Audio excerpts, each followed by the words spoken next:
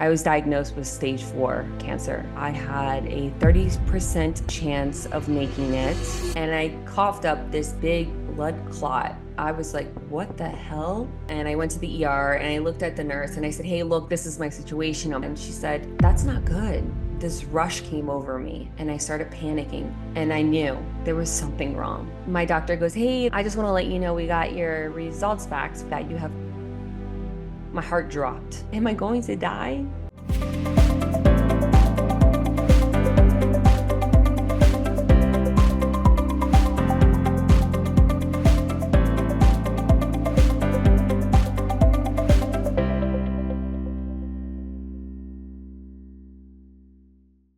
I got some really big news to share with you. I feel amazing from this news I'm about to share. For those of you that don't know what I've been through and what I've encountered, just 2 years ago, I was diagnosed with stage 4 cancer. And when I was diagnosed with stage 4 cancer, they told me that I had a 30% of chance of making it, along with a 50% chance of treatment even working for me.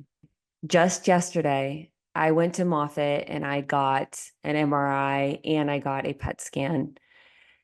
And my results came back and I am completely clear, now celebrating 2 years of being NED, which is no evidence of disease in my body. I have like no words. It's just the excitement to know that I battled such a beast and I got through it with my chances so low, not knowing if I was going to make it, not knowing if I was going to live. And to sit here today and say that I am now NED from cancer, 2 years now, it's just an incredible feeling. 7 years ago, I always had this mole on my neck. Always. It was a raised mole. Always had it on my neck. Whenever I'd go to put my hair up, my fingernail kept catching it to a point where it would bleed and bleed and bleed. It was like, I'm just gonna go to the dermatologist. I'm gonna get my skin checked. I'm gonna tell him about this mole that's bleeding and I'm gonna get it checked out. So I went and I kind of laughed to the dermatologist. I was like, ha, it's probably cancer. No one in my family has ever had cancer. So she took it off and I got a phone call a couple of days later. I was in the middle of a procedure and I saw that it was them calling. So I stepped away and they said, Natalie, do you mind coming to the dermatologist right now? And I said, yeah, why? They're like, we want to discuss the biopsy that we did with you a couple of days ago. And I said, oh my God, what's wrong? And they said, we can't talk to you about it over the phone, but we want to talk to you about it in person. When do you think you can get here? I started bawling. I said, I'll get there as soon as possible. I started bawling. I started crying. My client heard the conversation and she's like, look, you go do you. We'll do the appointment later. Don't even worry about it. My husband met me. We went to the derm. I had rings of sweat underneath my arm from just the anxiety and just anticipating this news. I knew it was bad. I knew it was bad. I felt it in my gut and my heart. I got there. They didn't even let me sit down. They brought me right back in the room. The doctor came right in and said, Natalie, you've been diagnosed with melanoma. We don't know how bad it is. So we're going to send you to Moffitt and they're going to do surgery on your neck where the mole is. Of course I freak out. I get my appointment set up for Moffitt. It took about a month to get in. At this point, I don't know if it spread throughout my body. I didn't know what the hell was going on. I was quite depressed. So I go in a month later for my surgery. So they cut open my neck in 2 different spots, took out a bunch of lymph nodes, sent it off to see if it was cancerous. I got a call a week later. Everything was clear. Thank you, God. Thank you, God. Amazing. Okay, great. Moved on with my life, did my dermatologist appointments, got my skin checked out all the time, started wearing sunblock. I'm not fucking with the sun anymore. Moved on with my life. Moved on with my life. Everything was great. Everything was fine. I moved on with my life. Fast forward 5 years later, my life was all about arts of attraction and growing it and being successful and making as much money as I could possibly make. That was my mindset at that time, was grow, grow, grow, scale, scale, scale, and make as much money as possible. And I threw myself into work every single day. I was waking up at 1 o'clock in the morning every morning, grinding, doing work, working behind the scenes. And then during the daytime, during normal business hours, I was doing clients and doing trainings and all that stuff. And I would have to say, like, my family, which is so messed up to look back at this, but my family was second to my business at that particular time. I guess in my mindset, I thought, let me grow, let me make as so much money so I can set my family up to be in a really good position one day. That was my mindset. It wasn't coming from a mean or harsh place. It was just, let me set my family up for success. So let me dive in and focus on this right now. But on the flip side, my son is 2 years old, 1 year old, 3 years old. He's young and he needs his mommy and needs my attention. And I was just so focused on the business, it took away from that time with my family. So we had this trip planned out. It was like a big family trip. Family was coming. We got this huge mansion in Manzillo, Mexico. Like, I'm talking mansion, have chefs that cook for you all day, cater to you all day. The ultimate vacation. We had planned this vacation out a year in advance because I wanted to get my family together to just really enjoy a really nice trip. Everyone was responsible for just getting there. I paid for the house and I wanted to make sure we had a vacation of a lifetime. Of course, when you have a vacation plan, your mindset is, let me get into the best shape possible so I look great in a bikini, so I can take these great pictures with my family and I'm going to look good in them. That's everyone's mindset. I need to lose this weight, or I need to get more fit, or I need to whatever before your vacation so you look better. So about 6 months out, I start prepping for our family vacation. So I started to really hit the gym hard. And I told myself that when I went to Mexico, I would be in the best shape of my life. And I would take those pictures and I would do content for social media and I would look damn good. So as time went on, I started getting into really good shape for this vacation and I started feeling really good. As I was training on the weekends, I was training a lot at this time. I was doing a lot of group trainings, a lot of one-on-one trainings, and I would start to notice that, when you're training, obviously you're teaching, you're instructing, your voice is being used a lot when you're training. And I kept finding myself as I was training, my voice would feel super strained and I would have to stop and I would have to drink a big gulp of water and maybe cough a little bit and just get it together. And I'd feel like this scratchiness in my throat. So I would go home and I say to my husband, because my husband speaks like in front of large audience. He's a speaker. He's on stage a lot. And I said to my husband, is it like normal to like have a scratchy throat after you speak a lot, like your voice getting strained? And he goes, oh yeah, that's super normal. That can definitely happen. I feel a little strained sometimes in my throat. So I'm like, okay, whatever, no big deal. So, I kept dealing with it and, I just drink my water whenever my voice would get strained. Then I started getting sick a lot. And at this time, my son was like 3 years old. He went to a new school at this time. He was exposed to a lot of new children, a lot of new germs and stuff like that. So I figured he's just bringing crap home to me. Whatever, no big deal. So I'd get like a cold and then it'd go away and then it'd come back again. And then it would be okay. And then it would come back again. Every time that I would get better, it would get worse. Then it got to a point where I got this cold and I had a cough and I had phlegm in my chest. And that shit didn't go away for like 2 months. I would cough. I would cough up phlegm all the time. I was constantly hacking up crap. Then I started noticing, like when I was working on people, I'd be looking down at the table on their face as I'm doing microblading or I'm doing powder brows or any type of permanent makeup on their face. I would be looking down, and that would really irritate my throat.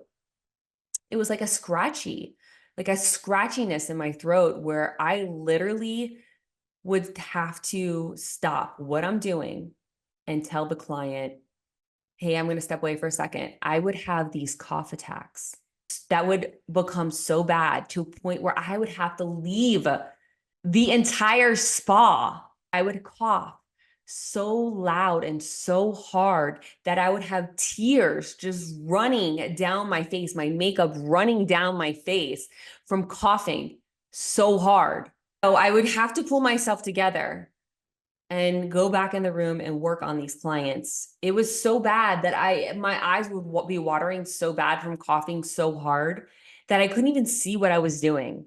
But I had to play like everything was okay because I didn't want them to know what the hell was going on. I didn't want them to, number one, I didn't want them to think I was sick, because who wants anyone to work over top of them when they're sick?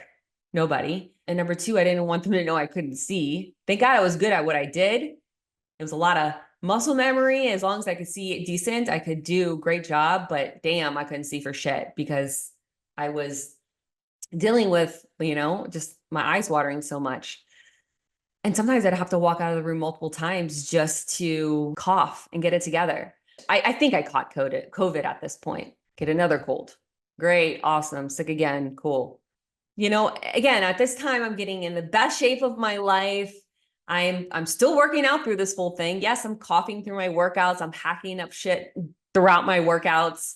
But I'm getting in the best shape of my life. I want to get prepped and ready for this trip to Mexico with my family. I was super excited about it. It was just a cough. Like, I didn't feel bad. I didn't physically feel like sick. I could still work out. Everything's fine. It was literally just in my throat and my lungs and my chest, stuff like that. So one day I was hacking up stuff and I coughed up this big blood clot.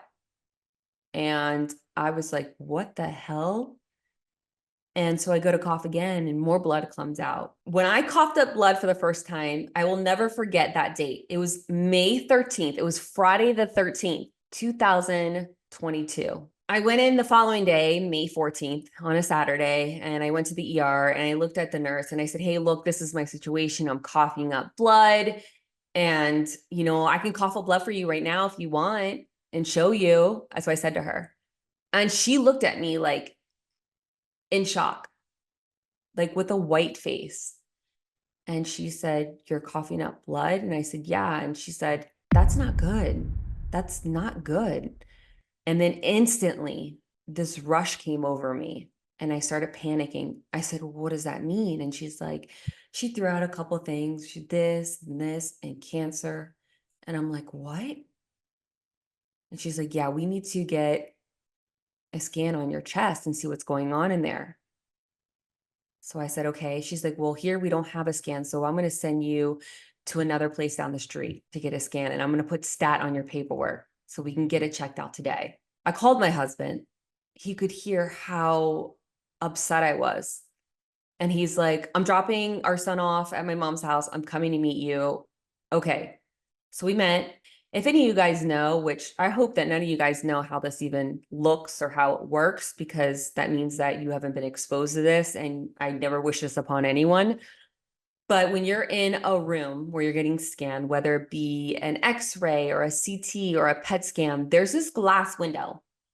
And behind the glass window is the person that could see your results. They're the one doing the scan, taking your scan. I remember getting up from the bed in my scan, and I remember looking through the glass window, and there were a couple people on the computer, and they looked up at me and made eye contact with me and just looked at me through the glass window.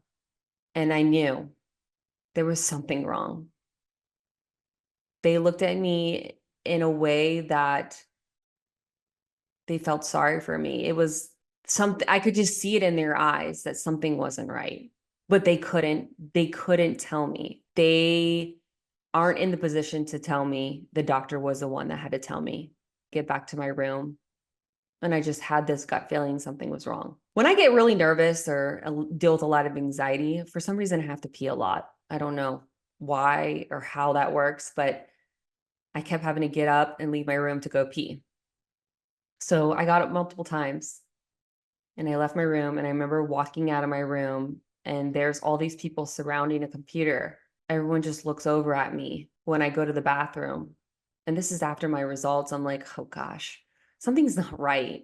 Why are all these people looking at me? Why am I getting all these stares? After like 30 minutes of like sitting in my room and going to the bathroom multiple times and being stared at multiple times every time I went to the bathroom, the doctor comes in and he's like, hey, Natalie, so we did your scan and we see some nodules in your lungs, in both your lungs. And we're not sure exactly what it is, but we recommend that you go get a biopsy. And I said, well, what is it? What is it? And he goes, I'm not quite sure. We need to go get a biopsy and figure out what it is. It could be anything. And I was like, y'all, give me some fucking Xanax. And I started freaking out. I'm like, give me Xanax right now. And they were more than willing, didn't even ask questions. Here you go. Here's your Xanax. Take that shit right now. They didn't even question it. So I left, and it took a couple weeks to get in for a biopsy. So I go in and they're like, Natalie, we heard that you're going on a trip here in a couple of days, and we don't recommend that you do this because with flying air in your lungs from doing this procedure and then with the air pressure in the cabin, and maybe we should reschedule this. And I said, no, we're not rescheduling this. I'm here. I'm in this bed. I have a freaking gown on. I haven't eaten shit. My head hurts from not eating. I'm doing this damn biopsy and I'm going to Mexico, you guys. Let's do this. So they take me back. I'm in twilight. I remember this shit going on. It's crazy. It's like you're asleep but you're not. And I see all these nurses and doctors all around, and they're going in, and I remember them looking in a microscope at my biopsy, and it was just scary. I wish I was asleep. I wish I didn't even remembered any of this shit. And then all of a sudden, like, I started like coughing, and I had the urge of wanting to turn over because I needed to throw up, and I started throwing up blood. And I felt so sick and nauseous from the anesthesia. One of the nurse comes over and she's like, hey guys, she like whispered in her ear and she goes, hey guys, I just want to let you know, we looked at the biopsy and it looks fine. It just looks like an infection, like no big deal. And I'm like, cool, great, awesome. So we go home and I'm like, okay, whatever. We'll get a call in a couple of days. And I'm prepping for the vacation. I'm getting ready. I'm getting my spray tan. I'm getting my bags packed. I have all my new clothes laid out to the day when we were about to go. So about 5 hours before the flight, I'm all packed, ready to go. I'm eating. I guess I'm eating oatmeal at this point. It was like midday. I make these protein oatmeal things where I put a scoop of protein in my oatmeal and try to get my protein in. And I take a big old bite of my protein oatmeal meal, and my phone rings. It's my primary doctor. So I answer it, and I got food on like the side of my mouth that I kind of pushed to the side because I just had taken a bite. Put it on speaker because my husband's right there. So my doctor goes, hey, this is Dr. So-and-so. I just want to let you know we got your results back from your biopsy a couple days ago. And I want to let you know that you have melanoma, stage 4. My heart dropped. I instantly spit out my oatmeal back into its bowl. And I feel sick. And the first thing I say to my doctor is, am I going to die? I don't know, Natalie. I don't know. So my husband took over the phone, and he's just distraught, trying to ask questions. I can't even talk. And my husband's like, we're about to go on this trip with our family. Should we not go? What should we do? And he said, that's up to you guys if you want to continue on and go on your trip. I'm going to let that be your call. My husband gets off the phone and we're in the kitchen and I drop to my knees and my husband drops to his knees with me. And I remember grabbing his shirt and looking at him and saying to him, am I going to die? Am I going to die? And he looked at me and he said, I don't know. No, but I don't know. He didn't know what to say. My whole world had just come crashing down. My hopes, my dreams, my aspirations, my goals, my zest for life, my excitement, it all had went to shit.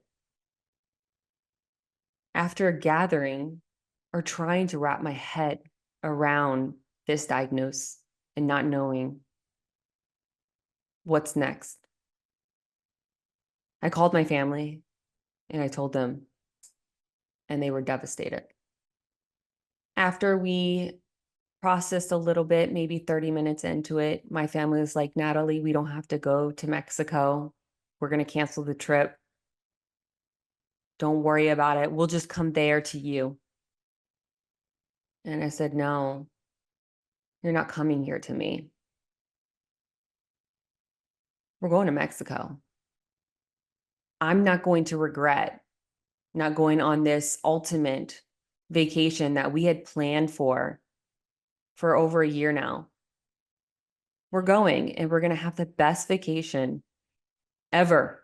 And I'm going to enjoy this vacation like it's my last vacation because I don't know. I don't know what is to come and I don't know what's going to happen in my future. So I'll see you in Mexico.